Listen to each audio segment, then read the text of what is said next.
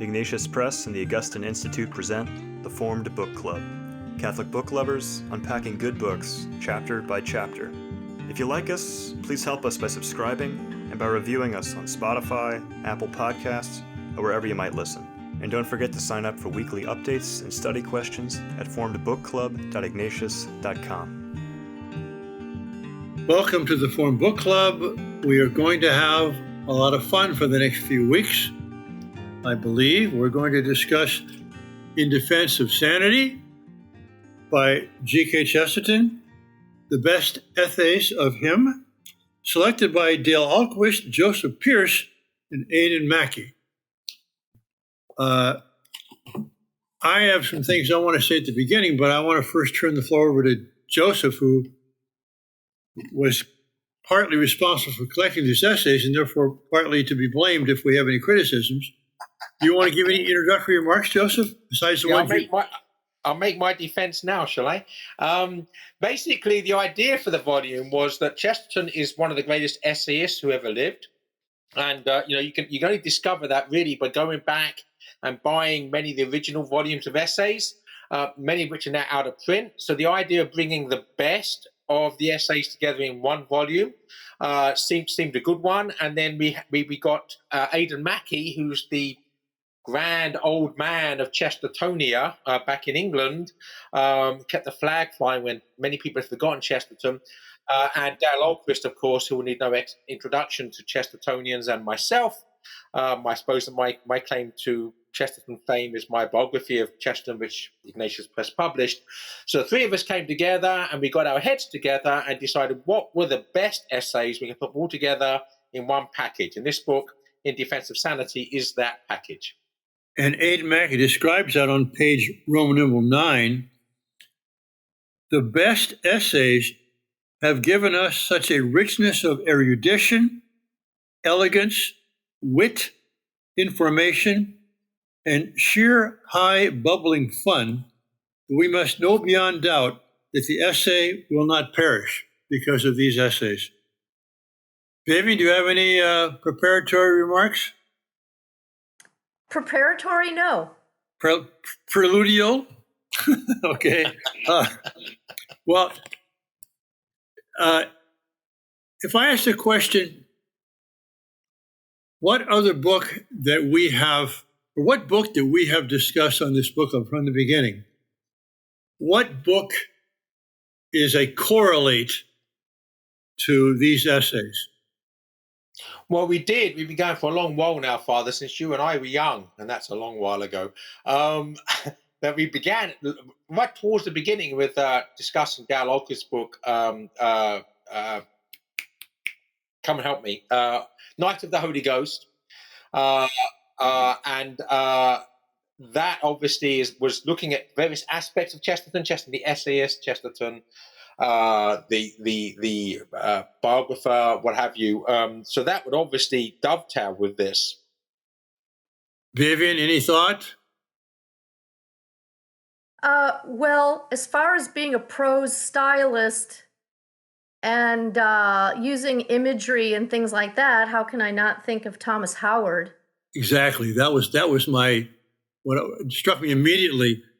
We discussed Chance or the Dance, in which Thomas Howard contrasts the modern view of all of the cosmos as a result of chance, where everything simply is what it is, and nothing is correlated or signifies something else, so that nothing actually means anything else, as opposed to the dance, where everything's interlocked and everything is connected and everything points to something beyond itself. And certainly this book on almost every page is an instance of what Thomas Howard was talking about.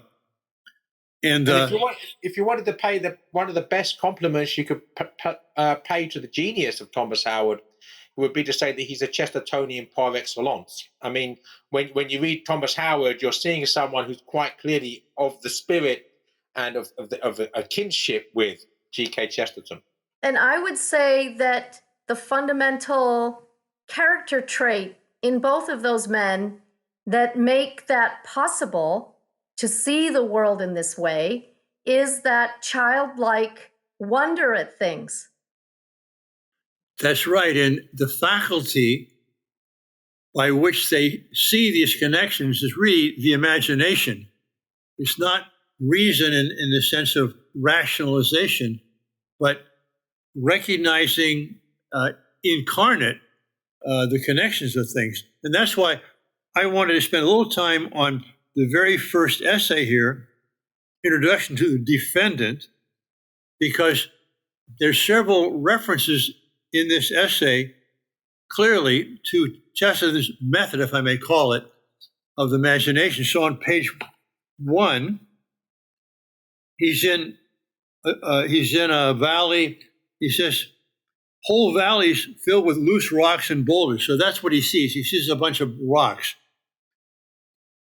Skipping down, the mildest and most cockney imagination conceives the place to be the scene of some war of giants. So right away, he sees a bunch of rocks there.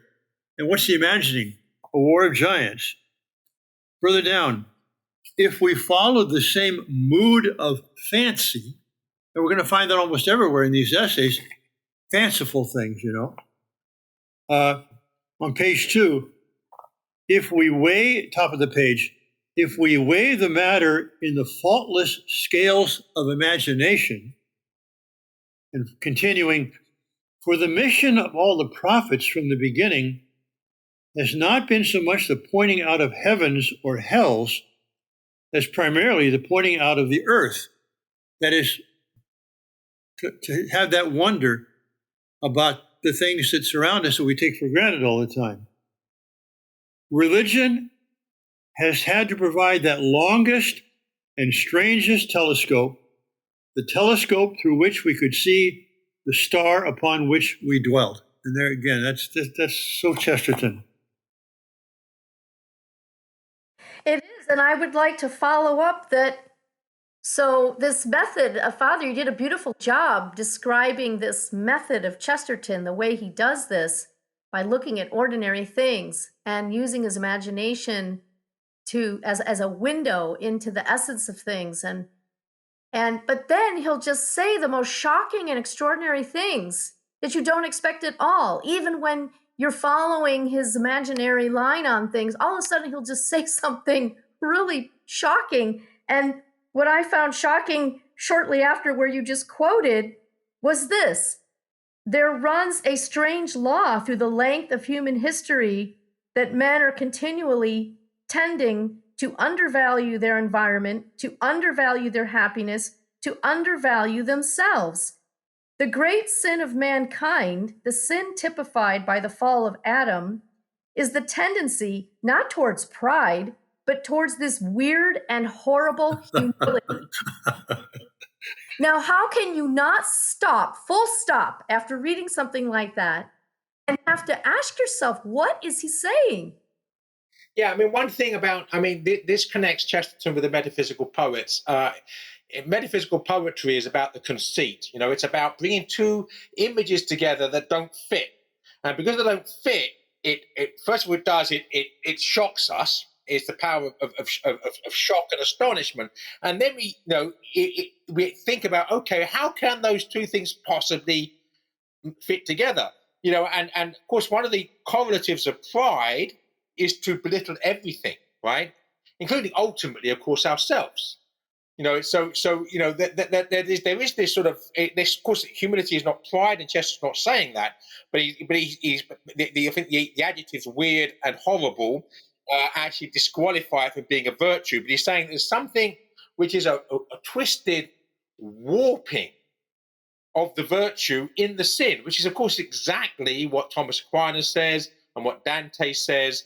And so, but it's the conceit. And what the Chestertonian paradox is a metaphysical conceit. It's basically, waking us up so we don't fall into the sin of woke. And so this book was called The Defendant. And this essay is from the introduction. And the whole point is that Chesterton is defending normalcy, defending the obvious, defending the common things. We'll find out later. He looks in his pocket and finds a pocket knife and a ball of string and whatever. And all these things, he begins to wax fancifully on them and lets us see them almost as it were for the first time. However, we're going to find some essays, I think, where he goes, I would say, over the top, or he is so engrossed in his fanciful imaginings and his beautiful prose that he goes beyond too far. The second essay, In Defense of Skeletons. Well, before you move on, okay. May I just point out one more thing? You're right, he could go too far, but there is a deliciousness to his hyperbole. And this statement on page 3, I mean, who could write a better sentence than this? A knife is never bad except on the rare occasions as that in which it is neatly and scientifically planted in the middle of one's back. Right, because he says below that, what we call a bad knife is a good knife, not good enough for us. What we call a bad hat is a good hat, not good enough for us. What we call a bad civilization is a good civilization, not good enough for us. So I wouldn't say he's an optimist in a kind of mindless way for sure, but he does see that omne ens est bonum, all being is good. And he's able to kind of pierce through sometimes the shell of evil we see, or the ugliness, and see what's good. And when we get to the diabolist, that's the whole point, is that Chesterton was tempted towards this nihilistic despair, which the philosophies of people such as Schopenhauer lead us to. He got close to it, and he recoiled actually in wonder, which of course was a fruit of humility from that. And that's why he, in some ways, you are correct, Father, that he goes over the top and sometimes therefore too far in defense of what is good, and sometimes gets carried away with his own enthusiasm and trips over himself. Well, and I think the second essay, In Defense of Skeletons, is an example of that. Because he's going to say here that, really the leaves get in the way of seeing trees. I mean, it's the tree itself you see when the leaves go, well, no, I'm sorry, but a tree with leaves is a much more glorious and beautiful thing. I have to beg to differ. All right. Grown up in the tundra of Illinois in the winter, when he was describing the leafless trees against a winter sky, the just incredible, stark beauty of winterscapes that I grew up with, ice skating, cross-country skiing, walking through woods in winter. I was, he just brought me back to that appreciation of the beauty of that. And I think someone like you, Father, who's grown up in California, not that you don't enjoy the mountains and hiking and all those things, but enjoying winterscapes is something that I think you might not have had so much in childhood the way I did. Well, but I have spent a lot of time in winter in places like Minnesota and Chicago, but in Chicago, there's not that many trees. Minnesota, there are. Chicago, I beg your pardon, is covered with forests. I mean, not the city, of course. Not the city, that's what I'm talking about. Outside the city. But even Minneapolis, St. Paul, there's trees everywhere. Cincinnati, Ohio is another example. It's a city, but you can't find it for the trees. But anyway, what I'm going to say is that when I fly into Minneapolis, St. Paul in the early spring, or late fall, and the leaves are there, but they're turning all these glorious colors. And then I fly in again in the spring, and all of a sudden these bare limbs, beautiful as they might be, now are sprouting beautiful leaves. I mean, I find that phenomenal, and I think a tree without leaves is I don't know. Yeah, I mean, I'm actually agreeing with both of you, and that's not because I'm a coward. The key thing is that here he's setting up the analogy for the metaphor of the skeleton. All right, yes. that the beauty of the enfleshed man is not possible without the skeleton underneath, and the beauty of the enleaved tree is not possible without the skeleton underneath. And therefore, it's as well for us to actually appreciate the beauty of the skeleton as well as the beauty of the leaved tree. And if I may, Father, I just want to, because I want to, when I was reminded of an image by the poet Roy Campbell in a poem called Autumn. And it's not exactly the same metaphor, but this when I saw read Chesterton here, I just wanted to read the one stanza from this poem. Autumn by Roy Campbell. I love to see when leaves depart, the clear anatomy arrive. Winter, the paragon of art, that kills all forms of life and feeling, save what is pure and will survive.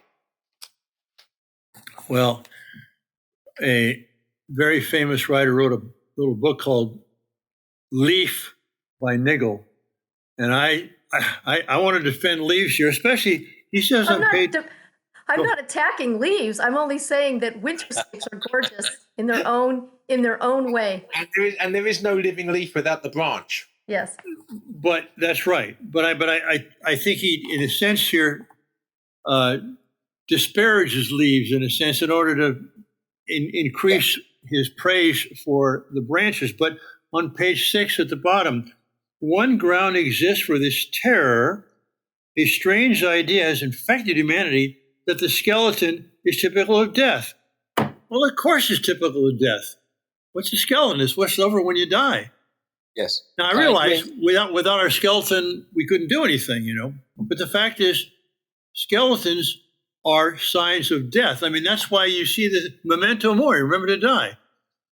I agree completely, Father, and I'm not disagreeing, but I think that he answers himself, and up to a point answers you, on the following page, when he says, in the Middle Ages and in the Renaissance, which was in certain times and respects a much gloomier period, this idea of the skeleton had a vast influence in freezing the pride out of all earthly pomps and the fragrance out of all fleeting pleasures.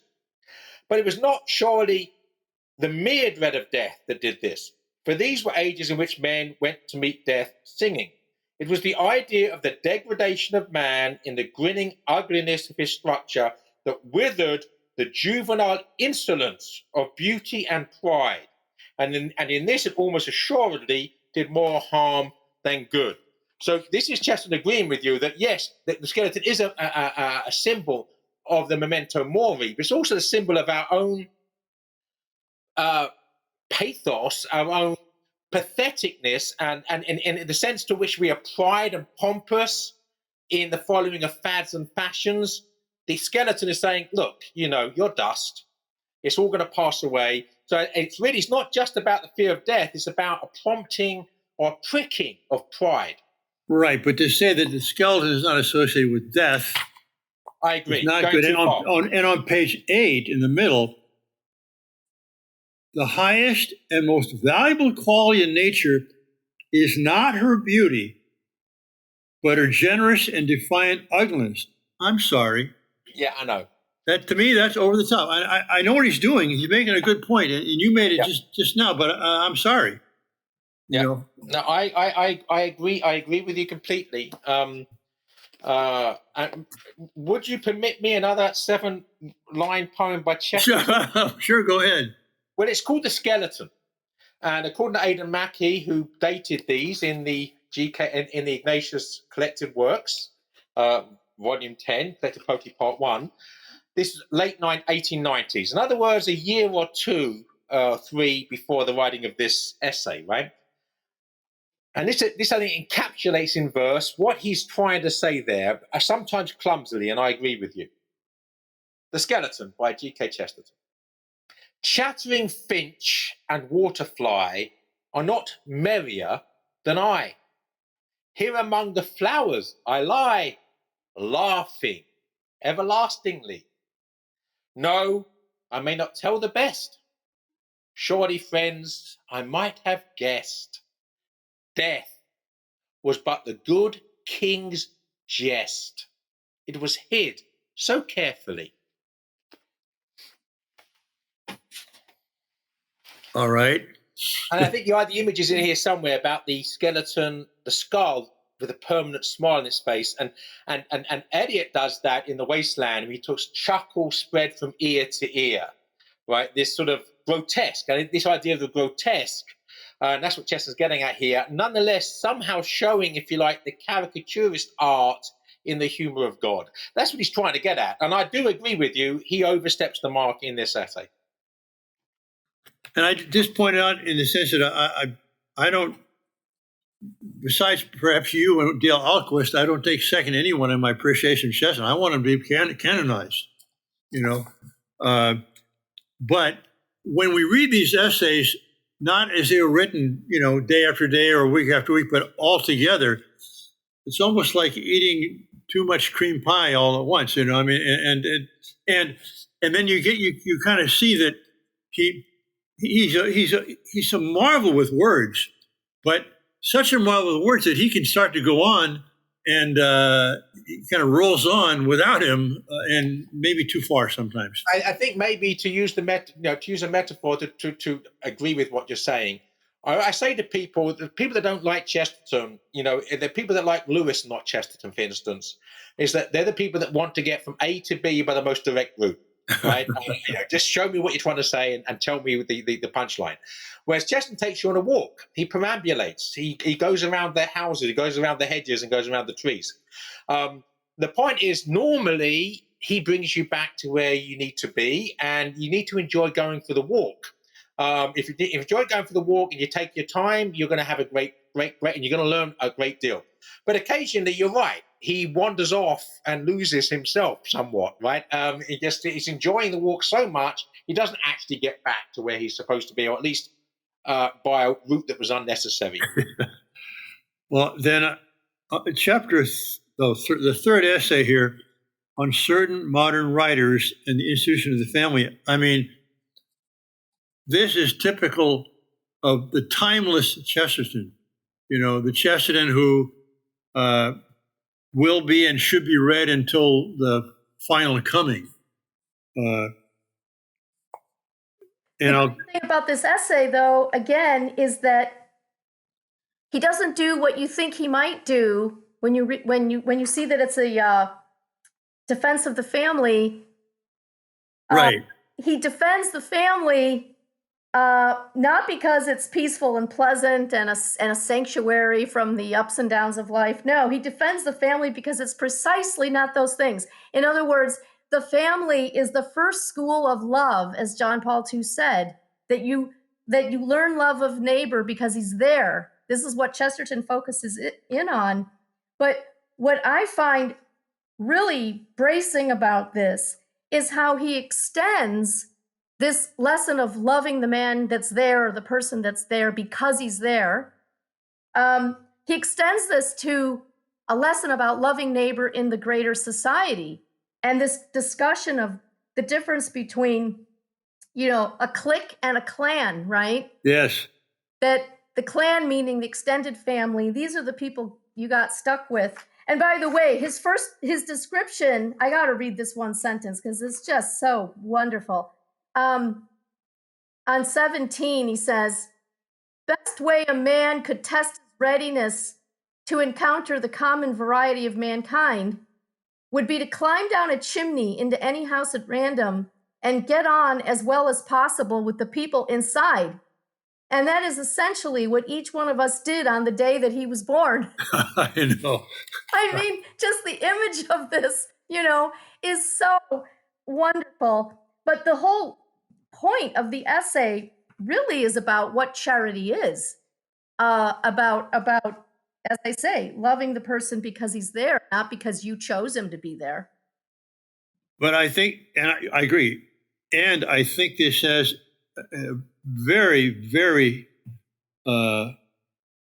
contemporary, timely message about social media. A few quotes here, starting on page 10. This is what you referred to earlier on, Vivian, about 2/3 of the way down. The common defense of the family is that amid the stress and fickleness of life, It is peaceful, pleasant, and at one. But there is another defense of the family which is possible and to me evident. This defense is the family is not peaceful and not pleasant and not at one. He goes on, the man who lives in a small community lives in a much larger world. Next page, 11. In a large community, we can choose our companions. In a small community, our companions are chosen for us. What is social media primarily these days? It's a way of associating with those who think like you, who share your ideas, your views, your criticisms, your observations, and so you can kind of screen out the people who are other to associate with those who are like you. And so you could consider it a machinery for, as he says on 11, the purpose of guarding the solitary and sensitive individual from all experience of the bitter and bracing human compromises. It is, in the most literal sense of the words, a society for the prevention of Christian knowledge. Right, and that's a play on the English Society for the Preservation of Christian Knowledge. A couple of other quotes. Page 12, new paragraph. If we were tomorrow morning snowed up in the street in which we live, we should step suddenly into a much larger and much wilder world than we have ever known. And I've got friends, for example, in Houston, when they had the floods a few years back and the power went out and people went onto their front yards and were barbecuing, and all of a sudden they met their neighbors. Mm-hmm. And then page 14, the new paragraph. We make our friends, we make our enemies, but God makes our next door neighbor. Right. Like the family. He makes your family, he makes your next door neighbor. And he does acknowledge on page 13 that, of course, this birds of a feather flocking together is a natural instinct, of course. So he says, of course, this shrinking from the brutal vivacity and brutal variety of common men is a perfectly reasonable and excusable thing, as long as it does not pretend to any point of superiority. Or universality. In other words, that my clique is all that there is, and all truth is encapsulated within my clique. Yeah. And that's the key thing, that we really do learn about the fullness of reality by actually getting in touch with the fullness of which is all of our fellow men. Then towards the end, he talks about life as being a story. And then there's this wonderful little comment on page 19, the end of the first paragraph there. And the same civilization, the chivalric European civilization, which asserted free will in the 13th century, produced a thing called fiction in the 18th. When Thomas Aquinas asserted the spiritual liberty of man, he created all the bad novels in the circulating libraries. The idea is that it's our freedom, which means you can't predict the future. And then finally, my last quote from this chapter, towards the bottom, and the reason why the lives of the rich are at bottom so tame and uneventful is simply that they can choose the events. They are dull because they are omnipotent. And it's true. I mean, one reason I've never gone on and never want to go on one of these pilgrimages, well, I take it back with Joseph Pierce. I did it 3 times, but that was to lead it. I've never wanted to go on a pilgrimage where you get an air-conditioned bus and you drive somewhere and you get off and do this. I want to go someplace, rent a car, drive someplace, and find out what happens. Not control it. You're my kind of man, Father. You're my kind of man. Anyway, but that's an example. I thought this was But Father, that is an example of where Chesterton, technically speaking, or literally speaking, goes too far, because in saying that the rich are dull because they're omnipotent, there's 2 things. First of all, they're not omnipotent, and secondly, God is omnipotent and he's not dull. So again, this is an example of him making his point literarily, which literally does not make sense. Okay. We've kind of exhausted our time, if not our listeners. We've only covered 3 essays. I didn't have not too much to say about the others, but you did. But let's start on number 4 next week and see how far we get. Sure, I was about to ask you. That's going to be our choice now. Is how long do you want to perambulate with Chesterton? I'm not in any hurry, and I'm happy to follow you, Father. So we can carry on with on running after one's hat. Might we just suggest that we just go up in that case to the end of essay 10 again? Because I think if we say read to essay at the end of the 20th essay, we're not going to get there. Let's aim to try to get to the end of essay 10 by, in other words, let's cover 7 or 8 next time, hopefully. Okay. Does that make sense? Hey, Vivian, okay? Mm-hmm. All right. Thanks, all you who are still listening or watching, and we'll see you next week on the Forum Book Club. If you enjoyed this discussion, please help spread the word about the Forum Book Club by subscribing to the podcast and writing a review. You can sign up for weekly updates at forumbookclub.ignatius.com.